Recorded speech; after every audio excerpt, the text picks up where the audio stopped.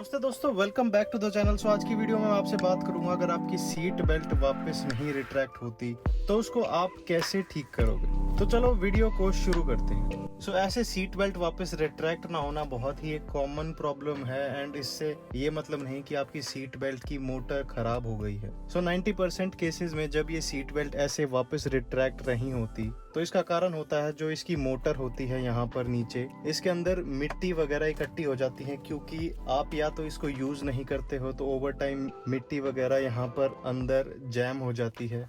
और अगर आप इसको डेली यूज करते हो तो आपके हाथ वगैरह लगते हैं, तो आपके हाथों का जो ऑयल होता है वो इसके कपड़े पर लगता है एंड इवेंचुअली इसके अंदर डर्ट या मिट्टी इकट्ठी होने चालू हो जाती है। दरवाजे वगैरह खोलते हैं हम तो मिट्टी वगैरह तो इंटीरियर में आती ही है। तो बहुत सारे लोग क्या करते हैं, इसके ऊपर ऑयल लगा देते हैं पूरी सीट बेल्ट पे, फिर इसको वापस छोड़ देते हैं। थोड़े दिन तक लगता है कि वो ठीक हो गई, बट अगर आप सीट बेल्ट यूज कर रहे हो तो ऑयल वगैरह या WD-40 कुछ भी आप ल्यूब्रिकेंट इस पर लगा के इसको वापस डाल रहे हो। उसके बाद अगर आप सीट बेल्ट यूज करते हो तो चाहे कितना भी साफ कर लेना थोड़ा बहुत ऑयल, तो अगर सारे इसके अंदर घूम गया है तो आपके कपड़े पर भी लगेगा एंड वो इवेंचुअली मोटर को प्रीमेच्योरली डैमेज भी करेगा। तो हमको करना क्या है, आपको बिना और कुछ भी करे आपको इस सारी सीट बेल्ट को ऐसे रिट्रैक्ट करना है जितना हो सके। सो अब बिल्कुल रिट्रैक्ट करने के बाद अगर आप छोड़ोगे तो ये लास्ट वाला हिस्सा बहुत जल्दी अंदर चला जाएगा। तो इसको रोकने के लिए अगर आपके पास कोई ऐसा सीट बेल्ट लॉकर है या कुछ भी है, वो आप इसको यहाँ पर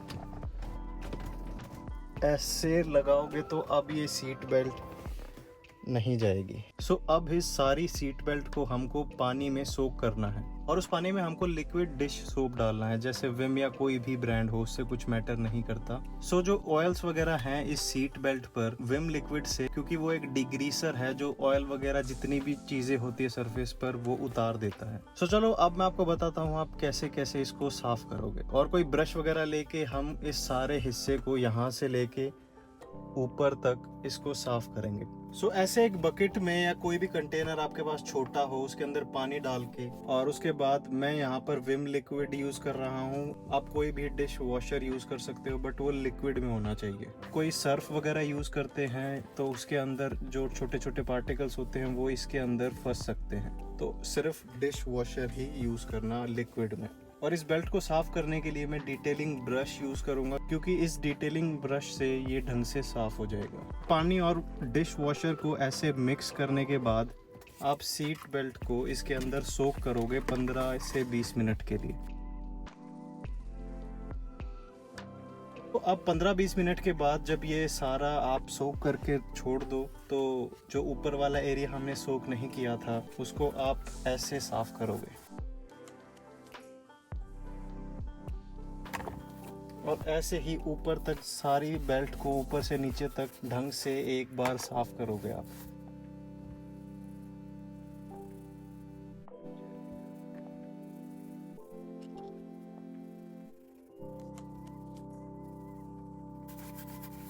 उसके बाद साफ पानी लो उसी बकेट में और इसको दोबारा सोक करने के लिए छोड़ दो 5 से 10 मिनट के लिए। इससे जो जो डिश सोप इस पर अभी बचा हुआ होगा वो साफ हो जाएगा। 5-10 मिनट के बाद अब इसको आप इस पानी से निकालकर एक सूखे कपड़े से इसको सारे बेल्ट को साफ कर दोगे। और ध्यान रखना, जब तक ये बेल्ट सूखे नहीं इसको आपको वापस रिट्रैक्ट नहीं होने देना।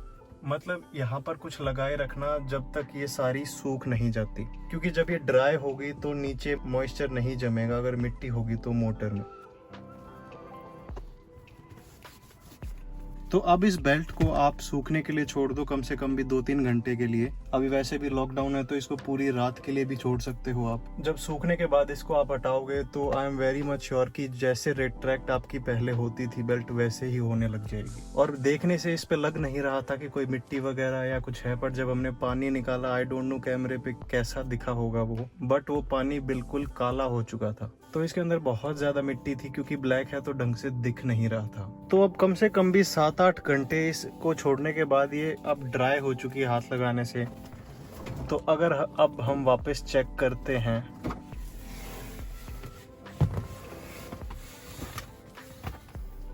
तो जैसे सीट बेल्ट वैसे पूरी रिट्रैक्ट होती थी अब वापस हो गई। अगर मैं थोड़ा सा भी खींचता हूं तो ये वापस अपनी पोजीशन में चली जाती है। तो ऐसे ही आप अपनी सीट बेल्ट को फिक्स कर सकते हो अगर आपकी सीट बेल्ट वापस नहीं जाती।